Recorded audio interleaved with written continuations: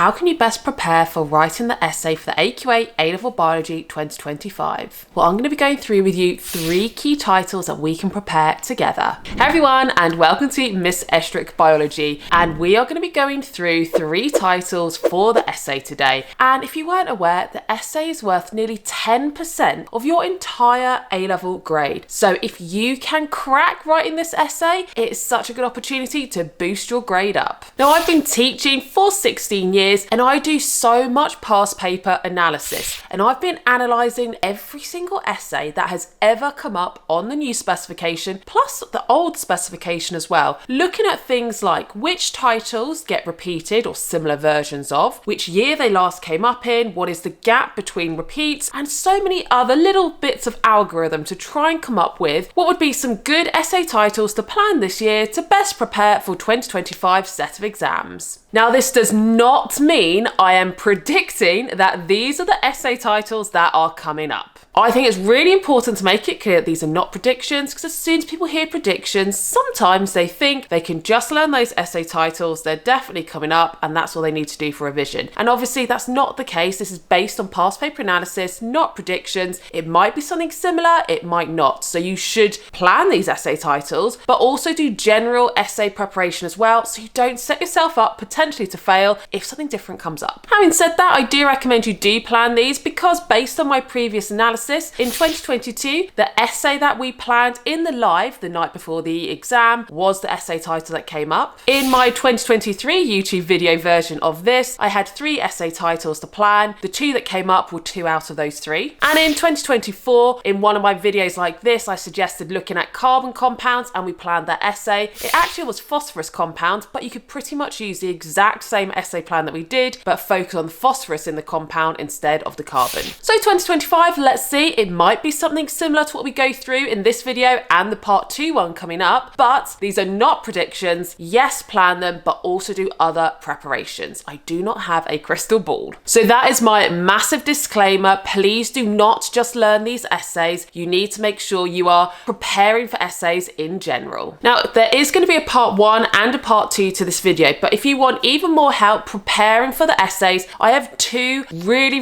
effective resources that students have used in years previously and found them incredibly helpful. Number 1, I have a self-guided essay online course. It's a mini course. It goes through everything you need to know to write the essay, taught by me in recorded videos. But you also get a model essay with it. You get beyond the spec paragraphs. You get topics you can apply to any paragraph, plus some other little resources to help you write your essay. Number 2, the other option is I have the essay planning workbook, where I have 3 titles. I show you a plan, and then you see 3 students' actual essays for those plans marked with the grade they got, explaining why. So I'll link both of those below. Oh, actually, I've just remembered there's a third one. If you want live help from me, the night before the exam, I am going to be doing a whole hour lesson on the essay. That is my pick and mix essay lesson. I'll link that in the description below. So yeah, basically, I've got everything covered for you for the essay. Right, let's jump in what you're all actually here for, which is the first 3 out of my 6 essay titles that I'm going to be planning with you for the 2025 exams. Now, as a reminder, the essay always includes the importance of something, and you then have to have your AO1, where you write about the process or the example that you're doing, and then your AO2, which is when you're saying why that example or process is important. You need to have 4 relevant paragraphs to get full marks. AQA recommend you write 5 to 6, just in case one that you write is not relevant. So as we go through these 3 titles, what I'm going to be sharing with you is the title, 5 or 6 relevant paragraphs you could write, and a very brief overview of the AO1 and the AO2, but I'm not going to be doing an entire full plan. So essay title number 1 that I'm going to be talking you through is the importance of water in organisms. So the justification for this title is this has never been assessed on the new spec. It was assessed in the old spec in 2009. Now that could mean that they don't like this as a title for the new spec and it won't come up. Water does come up in osmosis, cohesion tension, hydrolysis, photosynthesis, controlling the water potential of the blood. So there is quite a lot of scope here that it does cover a broad range of the spec. And as you saw, there are possible different variants of how they might phrase this, but the key thing is we're thinking about the importance of water. Also, your 4 relevant paragraphs, just to say,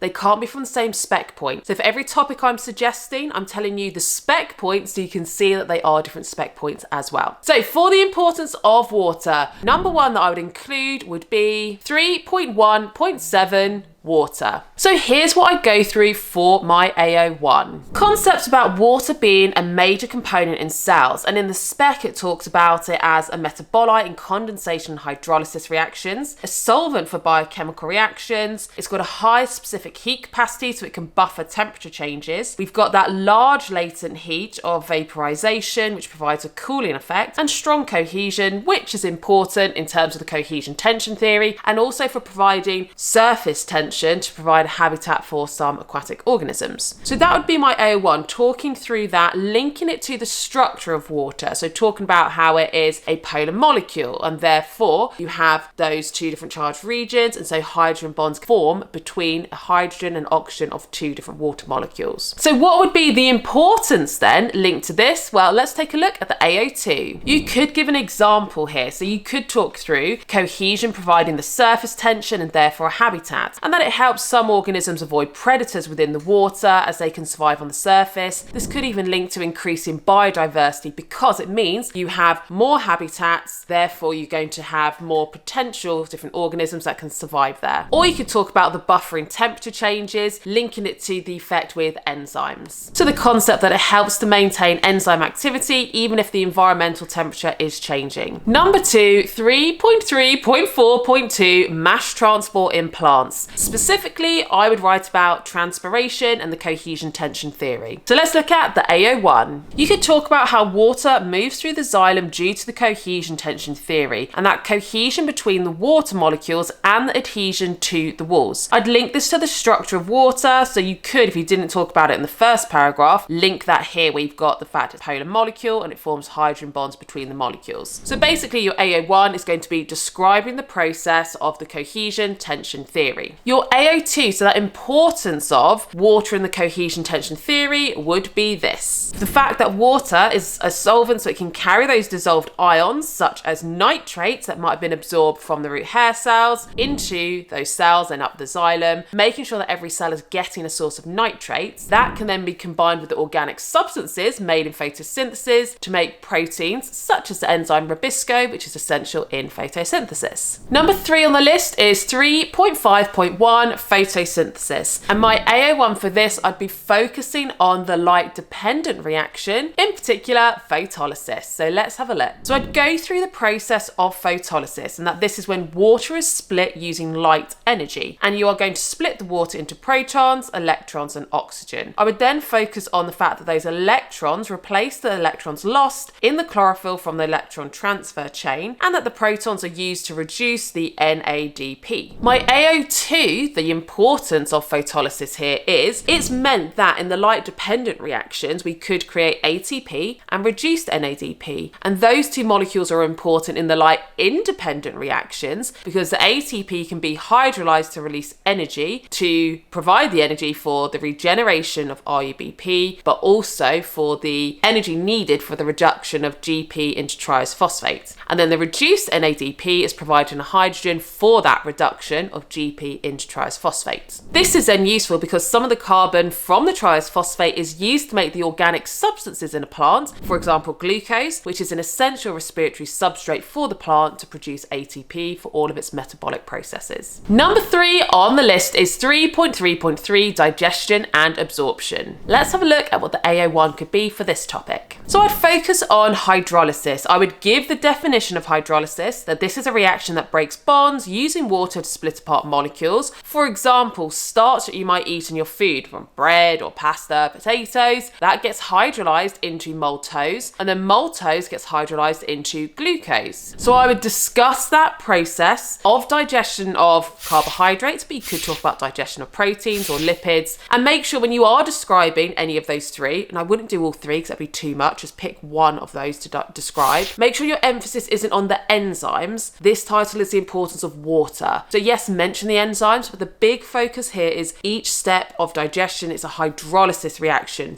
breaking a bond, name the bonds, and splitting it apart into smaller molecules, name the molecules. That then takes us to the AO2. Now I'm going to stick with the glucose example that I said because I went from starch to maltose to glucose. That starch has now been broken down into a molecule small enough to be absorbed, which is glucose. Glucose is small enough to be absorbed by co-transport into the epithelial cells and the bloodstream, and then it can be used in respiration in glycolysis to produce ATP for metabolism, or it can be stored as glycogen. So without that water, the hydrolysis in digestion would not be possible. Starch couldn't be broken down, hydrolyzed, and therefore it'd be excreted and you wouldn't be able to get the valuable molecules that you need from your food into your bloodstream to be assimilated in the body. Topic 5 we could write about is 3.3.4.1 mass transport in animals. And here I'd be focusing on tissue fluid. So my AO1 for this would be the fact that you get that high hydrostatic pressure, which is what causes the water and small molecules to be forced out of the bloodstream to form tissue fluid, is created by the pressure of that volume of water in the blood. So the importance of the water here is because you've got that water in the blood, you get your volume of water going from a larger diameter to a narrower diameter, creating this high hydrostatic pressure. That's how you can force out all of these small molecules. Your importance of, you could then link to, this is really useful because it means you're able to bathe your tissues, your cells, with the useful molecules that are forced out, such as glucose, oxygen, as well as water itself. As well as that, I would then link to the fact that the water from tissue fluid gets reabsorbed back into the capillaries due to the water potential gradients. And that is because the plasma proteins, the large ones, aren't forced out. And this is important because it means any waste produced by your tissues, such as carbon dioxide and urea, are transported with that water back into the blood and can be transported around the body and removed. For example, the carbon dioxide exhaled at the alveoli and urea excreted in the nephron in the kidneys. And then my last one, 3.6.4.1, we're linking it to homeostasis and negative feedback. So my AO1 for this topic would be talking about the property of water having that large latent heat of vaporization. So I'd be explaining here how it provides that cooling effect. My AO2 for this then would be saying why it's so important that humans are able to cool themselves down. And remember, you don't actually need to know the whole process of thermoregulation because that's GCSE, not A-level. So it won't even count as a A-level or above beyond the spec topics. There's no point talking about it. Just talk about the large latent heat of vaporization and how water provides a cooling effect. And then your importance of, I would link it to enzymes. So first of all, it helps us to maintain the optimum or core body temperature, which is needed to maximize the number of enzyme substrate complexes in enzyme-controlled reactions. The fact that we can cool ourselves down means that our body temperature shouldn't increase to the point where enzymes start to denature. So I'd explain that idea of denaturing, how that would impact the induced fit model, and therefore lower the rates of reactions. And you could always give an example. For example, that might mean that ATPase can't work anymore, and that would affect muscle contraction as well as the production of ATP. Or you could even talk about enzymes involved in DNA replication. Whichever example you give, make sure you're given an A-level example. So that's it. That is our essay number 1, the importance of water in organisms. Number 2, my next essay title is the importance of proteins in the control of processes and responses in organisms. So let's do the justification and possible variants of that title. So this was last seen in 2015. It's relevant to paper 2 topics like enzymes, receptors, transcriptional factors, hormones, and the immune response. And there could be potential variations of this title. So the importance of proteins in regulating biological functions, or just in communication and control, or in homeostasis and coordination. So let's jump into the possible topics, starting with 3.1.4 proteins and enzymes. Let's take a look at the AO1 and AO2. For the AO1, I'd talk about the structure of proteins. So thinking about amino acids, peptide bonds, and how you get your primary, secondary, tertiary, quaternary structure, describing those structures, linking to the bonds and the shapes. Then I'd go on to enzymes and how those have a tertiary structure which determines the shape of the active site, link this to the induced fit model, and enzyme substrate complexes. Then the AO2, the importance of. So here we're looking at how proteins are controlling reactions. Remember, this isn't the importance of proteins, it's the importance of proteins controlling processes and responses. So the importance of enzymes here is how they can control reactions, specifically the rate of reactions. So I'd talk about how they lower the activation energy to allow metabolic pathways to occur at body temperature.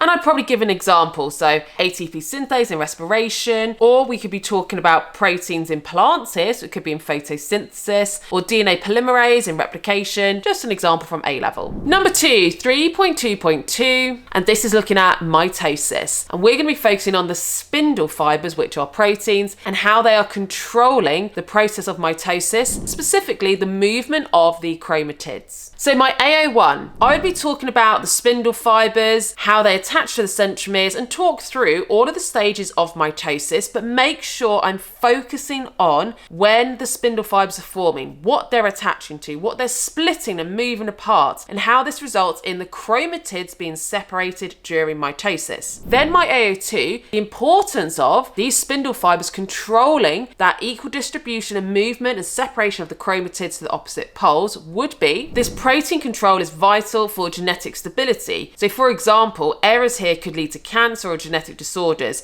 In particular, you could focus on non-disjunction. Although you learn about this in meiosis, it can happen in mitosis as well. Or you could write this whole paragraph about meiosis instead of mitosis. But the key importance of would be that you get the equal separation of the chromatids, and you could talk about non-disjunction and how that could impact an individual if that did occur. The third paragraph, 3.4.1, and actually also links to 3.8.1 as well. So transcriptional factors and gene expression. So my AO1 would be looking at proteins in controlling transcription. And this is where there's the link to 3.4.1, which is protein synthesis. But the main focus is the gene expression, the transcriptional factors that control transcription. So I describe that process of how transcriptional factors control whether transcription occurs or not in my AO1. Then I talk about the importance of controlling transcription in my AO2. So for example, cell differentiation and making specialized cells is possible because of transcriptional factors. Because exposure to these transcriptional factors is what causes some genes to be transcribed and others not, and that's how we get specialized cells. Or you could link it to the development of diseases such as cancer, because if you have a tumor suppressor gene not being initiated to be transcribed, that could lead to cancer. So that would be what you need to explain in your AO2. My fourth option is 3.6.4.2, and this is looking at the control of blood glucose in homeostasis. So the AO1 could be insulin and glucagon are two hormones which are both proteins, and they are controlling the process of blood glucose control. I would talk through either one or the other, not necessarily both, because it'd then be too much focus on one paragraph. So then talk through how either insulin lowers the blood glucose concentration or how glucagon increases it. My AO2 then is the importance of. So this is important because it's maintaining blood glucose control, and it depends which one you focus on. If we're thinking about insulin, the importance is that it lowers it so that you don't have too negative a water potential, which would cause water to leave the cells, move into the blood by osmosis, and it would increase blood pressure. And also, they wouldn't be able to create glycogen stores without insulin. Or if you went for glucagon, then you could link it to the fact that you always need to have that supply of glucose because it's a respiratory substrate. And you could link this to diabetes as well. Paragraph 5, 3.6.4.3, and we're looking at the control of the water potential of the blood. So my AO1, I'd be talking about ADH, which is a protein hormone. I'd talk about how it binds to the receptors on the cell surface membrane of the collecting duct and the distal convoluted tubule. I'd also talk about the production in the hypothalamus and the release from the posterior pituitary into the blood, and then talk about how this triggers the insertion of aquaporins via a second messenger model. Now that little bit there is actually beyond the spec, but the key thing is you'd need to know that ADH makes the walls of the collecting duct and the distal convoluted tubule more permeable to water, so more water is reabsorbed back into the blood by osmosis, and that then means you're losing less water in your urine. So it's a type of osmoregulation, homeostasis. The importance of then, this is controlling water reabsorption to maintain that constant level or water potential of the blood, because if it was too negative, you are going to be dehydrated, and that can cause dehydration and crenation of cells. And if you have too much water in the blood, then that can result in water moving into the cells by osmosis, causing them to split or lysis. And lastly, 3.2.4, I would link to immunity, the role of proteins in terms of antibodies and antigens, and how that is controlling your ability to fight pathogens or infection. So my AO1, I'd be talking about how antibodies are protein, and I've described their quaternary structure and also their production through the humoral response and ultimately by the plasma cells, and the fact that each one has a specific variable region so it can bind to a particular antigen. My importance of, or the AO2, is that these antibodies are controlling your immunity. So it can allow things like agglutination, neutralization of toxins from pathogens, and also it enables your long-term immunity. And then the final essay that we're talking through in this video, before we have part 2 in another video, is the importance of DNA as an information carrying molecule and in gene technologies. And here's the justification. This was last seen in 2019, and it allows links between paper 1, so the structure and replication of DNA, also paper 2, gene expression and biotechnology. And here are 3 possible variations of the title, because what I just said there is literally the title from 2019, and I doubt they'd replicate the exact same title. Now, 2019 might seem too soon for this to come up again, but DNA hasn't really been a big focus of titles for a while, and 2019 is still 6 years ago, and some essay titles have looped round after 6 years. So paragraph 1 that I'd write about. 3.1.5, the structure of DNA and RNA is the spec point, but we're just going to focus on the structure of DNA. Here's the AO1. DNA is a double helix with antiparallel strands and complementary base pairing. It carries genetic information in base sequences. I'd be talking about the hydrogen bonding giving stability, but also easily break those bonds for unzipping during DNA replication to get your template strands. So basically a summary of your A-level knowledge of DNA structure. Then I get to my AO2. So the importance of DNA is it's a stable molecule, it can be replicated, and this allows inheritance. So you could link it to the passing on of favorable alleles in natural selection and evolution, or you could link it to the fact that the genetic code is universal, so it enables gene transfer across species in your gene technologies. Paragraph 2, 3.1.5.2, DNA replication. Here's the AO1. I described semi-conservative replication, focusing on the role of DNA helicase, DNA polymerase, and that the DNA has that complementary base pairing to ensure copying accuracy. The AO2 then, this is important because it enables cell division and continuity between generations. And that is going to be the foundations of genetic technology techniques like PCR, which mimics DNA replication, but it happens in vitro, or in cloning, expansion in the humoral response, if you want to give a naturally occurring example of when DNA replication is important. Next then, 3.4.2, protein synthesis. So for my AO1, I would talk about transcription. So I'd go through the process of transcription and how it creates mRNA from DNA. Very briefly, I would then just state that translation uses that mRNA to assemble the amino acids into those sequences to create the polypeptide chain, but that's not the key focus. The key focus has to be on the DNA, which is in transcription. Then the AO2. The DNA controls structure and function of cells through this protein production. So for example, you can give an important protein from the spec, which might be hemoglobin or a particular enzyme, for example. You could also link this to gene mutations here. If that DNA base sequence changes, how that can change the mRNA sequence and ultimately the final shape of the protein produced, and you get a non-functioning protein. And that reiterates the importance of the DNA here, because when that DNA base sequence changes, you might get a non-functioning protein. Paragraph 4, 3.8.1, gene expression. So my AO1, I'd be talking about how gene expression can be controlled by epigenetic changes. So I'd go through the concept of methylation and acetylation. Then my importance of the AO2, I'd talk about how DNA's expression can change in response to the environment. And that could be different chemicals or stresses, and how this can then affect whether a gene is going to be transcribed or not, and therefore affects cell differentiation and potentially results in cancer as well. And you could also talk about how epigenetic markers can be manipulated in therapies, or as I said, link it to cancer development. Paragraph 5, 3.8.2, and this is recombinant DNA and gene technologies to address the other part of this title, the importance of DNA in gene technologies. So my AO1, here I talk about techniques, for example, the use of restriction enzymes or ligase, vectors, marker genes, and how you can actually create clones and copies of DNA fragments. And the copies I probably link to maybe PCR as a process. The importance of this